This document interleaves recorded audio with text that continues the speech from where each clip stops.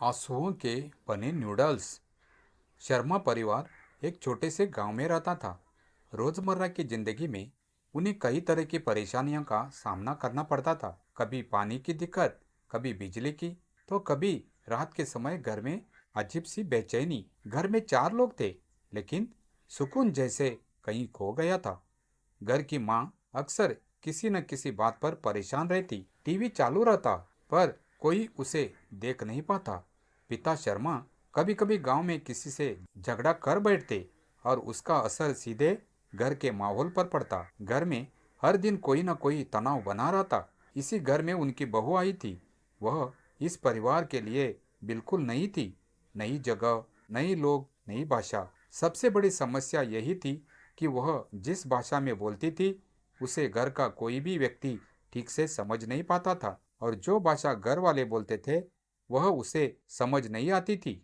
सास ससुर और बाकी लोग उससे बात करने की कोशिश तो करते, लेकिन बार बार गलतफहमियां हो जाती। वह बेचारी अजीब सी भाषा सुनकर, ताने और ऊंची आवाजें सुनकर अक्सर रो पड़ती और अपने कमरे में जाकर खुद को बंद कर लेती। दिन में जब उसका पति टंटू घर पर नहीं होता, तब उसकी हालत और भी खराब हो जाती। वह अकेली आसमान को देखकर सोचती, मैं यहाँ क्यों आई हूँ? क्या यही मेरी जिंदगी है? लेकिन उसे अपने पति पर भरोसा था। वह भगवान से प्रार्थना करती, हे भगवान, मेरे पति को सही रास्ता दिखाइए, हमें इस दुख से बचाइए।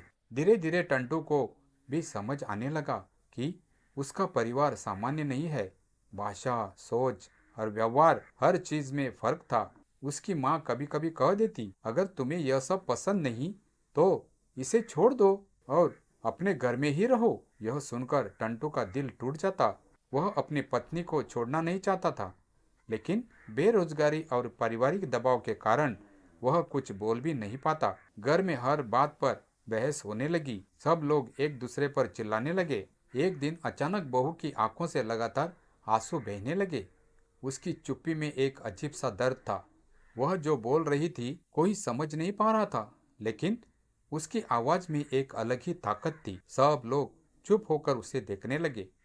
फिर उसने रसोई में जाकर नूडल्स बनाए, लेकिन ये साधारण नूडल्स नहीं थे। ये नूडल्स उसके आंसुओं से बने थे। दर्द, अपमान और तन्हाई से सने हुए। जब सब ने वो नूडल्स खाए तो स्वाद अजीब था। थोड़ा नमक, थोड़ी तीखापन और बहुत सारा दर्द। लेकिन वही नूडल्स शर्मा परिवार की किस्मत बदलने वाले थे। गांव में यह बात फैल गई, शर्मा परिवार की बहू के आंसुओं से बने नूडल्स। लोग दूर दूर से आने लगे। टंटू का कारोबार अचानक चल पड़ा।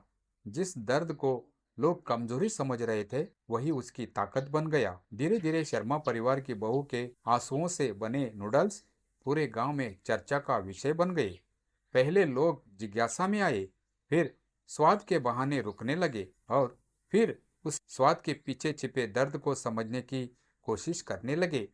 जो बहू अब तक घर के एक कोने में सिमट कर रोया करती थी, वही रसोई में खड़ी होकर चूल्हे पर अपने आंसू उबाल रही थी। लेकिन इस बार कमजोरी में नहीं, साहस में। हर प्लेट नूडल्स के साथ उसकी चुप्पी कुछ बोलने लगी थी। टंटू ने भी पहली बार ध्यान से उसे देखा। उसे एहसास हुआ कि उसकी पत्नी सिर्फ सहन नहीं कर रही थी, बल्कि बिना शिकायत किए एक नई राह बना रही थी। उसी दिन उसने तय कर लिया, अब यह दर्द सिर्फ उसकी जिम्मेदारी नहीं रहेगा। उसने नूडल्स को छोटे से ठेले पर बेचना शुरू किया। बहू रेसिपी बनाती, टंटू बेचता। गांव के लोग जब पूछते, इसमें ऐसा क्या खास है, तो टंटू बस इतना कहता, इसमें मेहनत है और सच्चाई। धीरे धीरे घर का माहौल बदलने लगा। वही सास जो कभी उसकी भाषा नहीं समझ पाती थी, अब उसके इशारों को पढ़ने लगी। पिता शर्मा का गुस्सा भी पहले जैसा तीखा नहीं रहा।